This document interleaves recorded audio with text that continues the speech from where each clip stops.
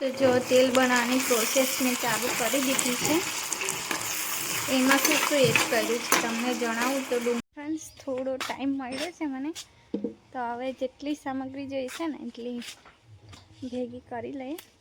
सौथी खास छे तो जो गाइस ताटफड़ी मळी जो। हेलो फ्रेंड्स, गुड मॉर्निंग, जय माताजी। स्वागत है मारा आजना नवा ब्लॉग में। तो ब्लॉगनी शुरुआत थई छे सवाરના 10 वाग्याथी। तो અત્યારે હું અહીંયાથી ઉપર જોઉં છું કે શું કામ થાય છે અને બહુ તાપ છે। તો ભાઈ કામ કરે છે। આ બાજુ જો મમ્મીએ જૂના કપડાં મૂકી રાખ્યા કેમ કે ઉપર ટાઇલ્સો બેસાડે ને તો લૂછવા જોઈએ છે એટલા માટે। તો ચાલો આજે મારે છે ને આયુર્વેદિક તેલ બનાવવાનું છે, એનાથી મારા વાળ नहीं उतरता એટલે પૂરું થયું છે। તો આજે હું બનાવીશ તો તમને પણ શેર કરીશ કઈ રીતે બનાવું છું તે। અત્યારે મારે જમવાનું બનાવવાનું છે। ચા તો હું આપીને આવી છું, આસ્તા મારી પાણીમાં રમે છે। તો ચાલો તમે બધા કન્ટિન્યુ રહેજો વિડિયો નાઈન સુધી। તમને અહીંથી મારું ઘર બતાવું છું। ઉપર ચાલે છે કામ, ભાઈ ત્યાં કામ કરે છે દરવાજામાં।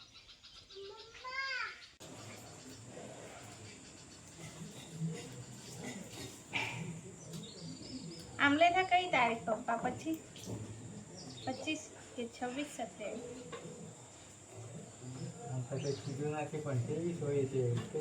हजू कंकोत्री नहीं आई।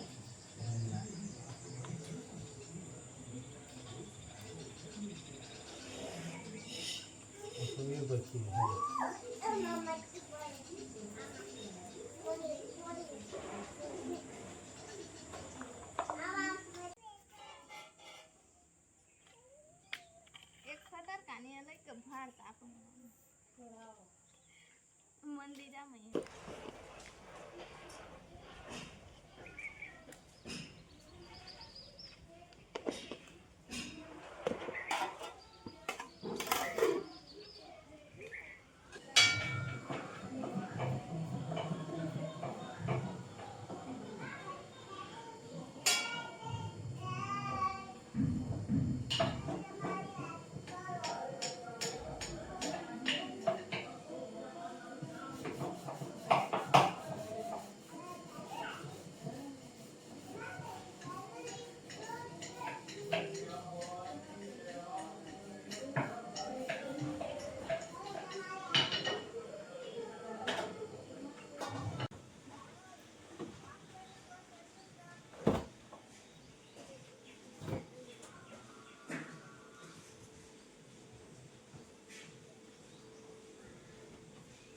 બપોરના 1:30 વાગ્યા છે।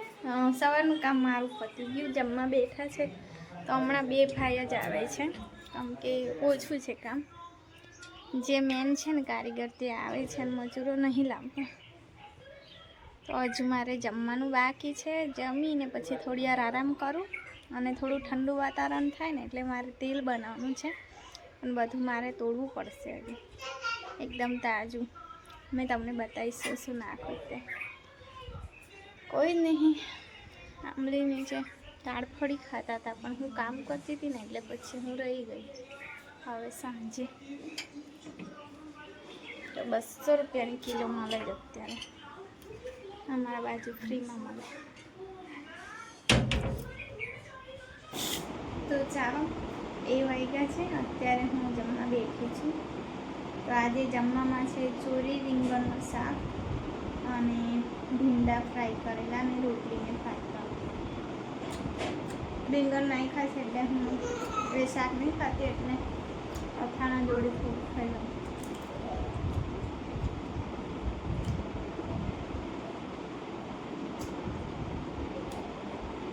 નાસ્તાની રિક્ષાની મસ્તી ચાલે। તો જો ગાઈસ તાટફળી મળી જો કિરણભાઈ લાયા હતા તો અમારા માટે આપી છે। तो चलो थोड़ो आराम कर लीधो पण पहला कपड़ा लई लो। ताड़फड़ी आई है ते पप्पा कापी आपे तो ते खाई लीए अने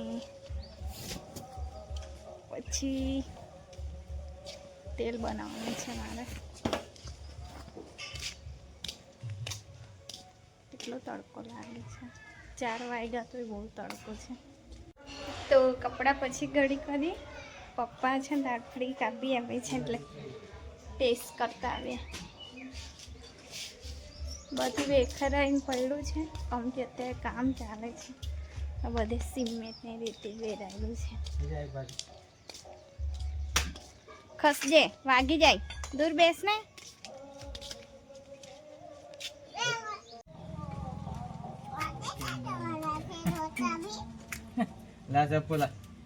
પપ્પાએ કાપી તો આપી પણ હવે ખાતા નહીં આવડતું. કાળું કીધ નાખ્યું છે. લાવલી આસ્તા ચમચી મારી. ફ્રેન્ડ્સ થોડો ટાઈમ મળ્યો છે મને તો હવે જેટલી સામગ્રી જોઈશે ને એટલી ભેગી કરી લઈએ. સૌથી ખાસ છે આ જાસૂદના ફૂલ.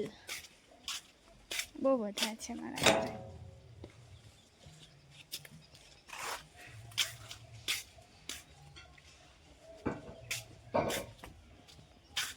એટલા બધા લાગે છે. તો જો તેલ બનાવવાની પ્રોસેસ મેં ચાલુ કરી દીધી છે. એમાંથી શું એડ કર્યું છે તમને જણાવું તો ડુંગળી છે 1 નંગ, કડી લીમડાના પાન 1 મુઠ્ઠી, રોઝમેરી 1 મુઠ્ઠી, પછી મેથી 1 મુઠ્ઠી એન્ડ એલોવેરા,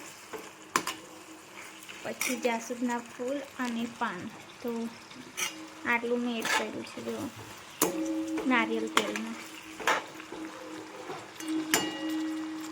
તો આ તેલ છે તો એ તેલમાં હું બનાવું છું. તો મારું તેલ બને છે. 1 ગ્લાસ છે ને મેં નારિયેળ તેલ લીધું હતું. હવે એમાંથી અડધો ગ્લાસ થાય ને ત્યાં સુધી હું એને ધીમા તાપે ઉકળવા દઈશ તો પછી સરસ રિઝલ્ટ મળે. તો ચાલો મારું તેલ બનીને તૈયાર છે.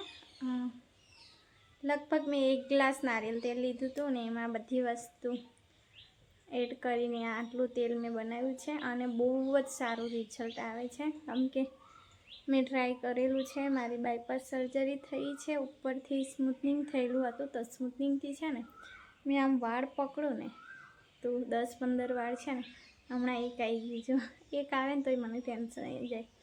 તો આમ પકડું ને તો 10-15 વાળ હાથમાં આવી જતા હતા સ્મૂથનિંગ પછી. તો એ બધું કરાવવું ના જોઈએ પણ આ તો શોખ હોય તો શોખ પૂરો કરવો જ પડે.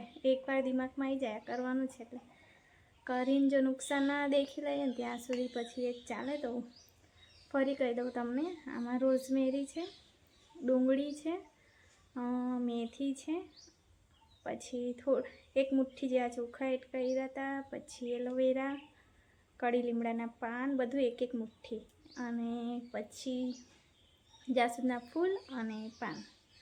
તો આટલી વસ્તુ મેં આમાં એડ કરી છે અને અઠવાડિયામાં મેં ખાલી 2 જ વખત નાખું છું પણ વાળ છે ને હેલ્ધી લાગે છે. આ ખાલી સ્મૂથનિંગના એકવાર નીકળી જાય ને તો પછી કમ્પ્લીટ હેલ્ધી આવી જાય અને સીધો છે ને સૂર્યપ્રકાશ ફેસ પર પડે ને એટલે ગરમી તૈયારીમાં આવી જાય મને. વધારે તો નાક પર. તો એકવાર તમને પણ હેલ્પફુલ થતો હોય તો ટ્રાય જરૂરથી કરજો. એકદમ સિમ્પલ છે, ખાલી નારિયેળ તેલ જોઈએ ને આ બધી વસ્તુ. તો ગામડામાં રહેતા હોય તો પછી મળી જાય ગામડામાં તો, અને સિટીમાં રહેતા હોય તો પછી માર્કેટમાંથી કાં તો આજુબાજુમાં હોય જ છે હમણાં તો બધું. તો ત્યાંથી એડજસ્ટ કરીને બનાવી દેવાનું.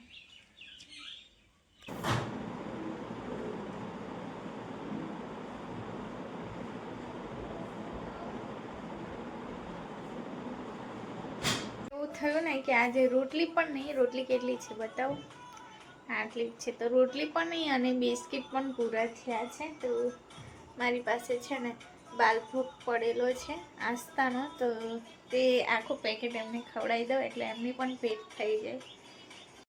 તો મારા ગલુડિયાની આપી આવી, બાલભોગ ખાઈ લે છે લોકો. તો બહુ બધા પડ્યા છે આસ્તા ખાતી નહીં એટલે હવે એમને ખવડાવીશ. તો મારા હસબન્ડ ગયા છે, નાઇટ નથી એમ કરીને ગયા છે પણ હજુ આવ્યા નહીં પાછા. જમવા આવ્યા હતા પણ મને કે નાઇટ નથી, ચાલ માથું ઓળવાનું છે. તો એને વાળ ક્યાં મસ્ત દેખાય? નહીં મસ્ત દેખાય છે. તો ચાલો ગાઈસ, આજનો વિડીયો અહીં સુધી જ રાખ્યો. અને જો હેરફોલ થતા હોય ને તો એકવાર તેલ જરૂરથી ટ્રાય કરજો.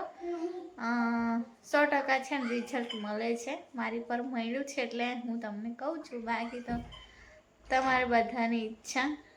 આમ હેર બચાવવા હોય તો કરવું પડે. થોડી સ્મેલ આવે છે જ્યારે આપણે બનાવીએ ને તો બહુ જ મસ્ત સ્મેલ આવે છે. અને જેમ જેમ એ આમ દિવસ વધતા જાય ને, લગભગ મેં 10 દિવસ માટે બનાવું છું તો પછી એની સ્મેલ થોડી અલગ આવે છે. કેમ કે બધી જડીબુટી કહેવાય ને, પાન ફૂલ બધું હોય એટલા માટે. તો મમ્મી લોકોને નહીં ગમતું એટલે કે મારા સાસુ લોકોને તું શું આવું લગાડે છે, પણ જરૂર છે મને. અને હેર ગ્રોથ એટલી મસ્ત થાય છે ને, બહુ જ મારા ભલે નીચેથી વાળ નીકળી જતા હોય પણ ઉપર ગ્રોથ મારી બહુ આવે છે એનાથી. એટલે કહું છું, માનવું હોય તો માનજો. તો ચાલો આજનો વિડીયો અહીં સુધી જ રાખીએ. તો ફરી મળીશું આવતા નવા વિડીયો સાથે. ત્યાં સુધી જય માતાજી, ગુડ નાઇટ, જય શ્રી રામ.